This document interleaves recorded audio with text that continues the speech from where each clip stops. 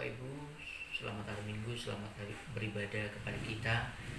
Sampai hari ini kita masih beribadah secara online, namun kita percaya dan kita tetap senantiasa berdoa supaya virus Corona 19 ini cepat berlalu, cepat berakhir, sehingga kita dan semua umat Kristen yang ada di seluruh Indonesia ini, bahkan seluruh dunia, bisa beribadah di rumah Tuhan. Saudaraku yang dikasih Tuhan, kita akan melihat kebenaran firman Tuhan dalam Mazmur pasal yang ke-17 ayat yang ke-8.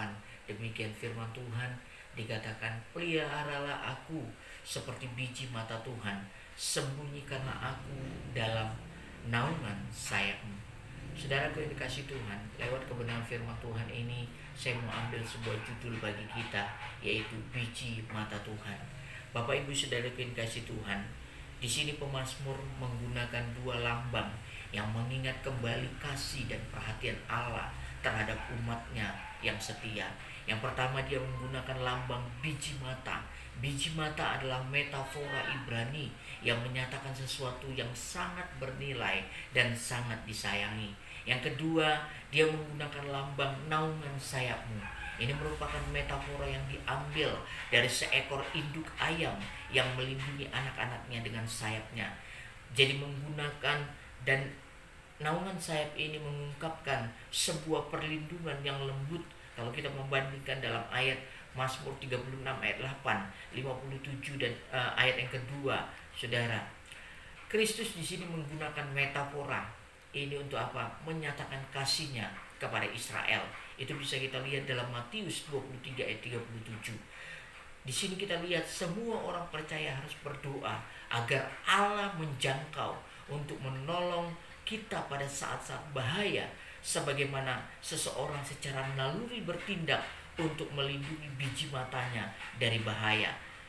Ya, Saudara, Bapa di surga selalu siap untuk menyembunyikan dan melindungi kita bagaikan seekor induk ayam melindungi anak-anaknya. Kita kembali kepada biji mata, Saudara. Mata adalah bagian tubuh manusia yang sangat vital, yang sangat berharga. Karena dengan mata lah kita bisa memandang sebuah pemandangan-pemandangan indah yang merupakan ciptaan Allah.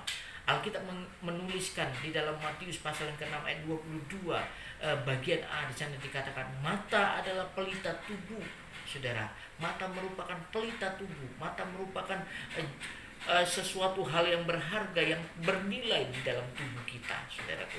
Oleh sebab itu, berbagai upaya dilakukan untuk apa? Untuk menjaga mata, melindungi mata dari segala macam gangguan.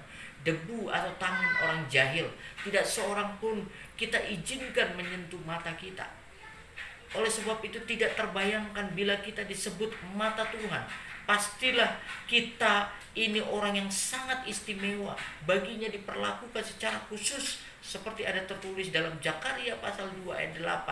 Siapa yang menjama kamu, berarti menjama biji matanya. Ini tidak sembarangan orang berani berkata kepada Tuhan agar memeliharanya seperti biji matanya, apabila ia tidak memiliki hubungan karib dengan dia. Saudara yang dikasih Tuhan, di sini Daud berani berkata demikian karena ia memiliki kedekatan dengan Tuhan.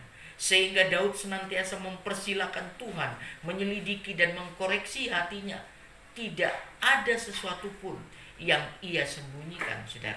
Daud menyadari bahwa setiap organ tubuhnya tidak ada yang tersembunyi bagi Tuhan, termasuk juga hatinya.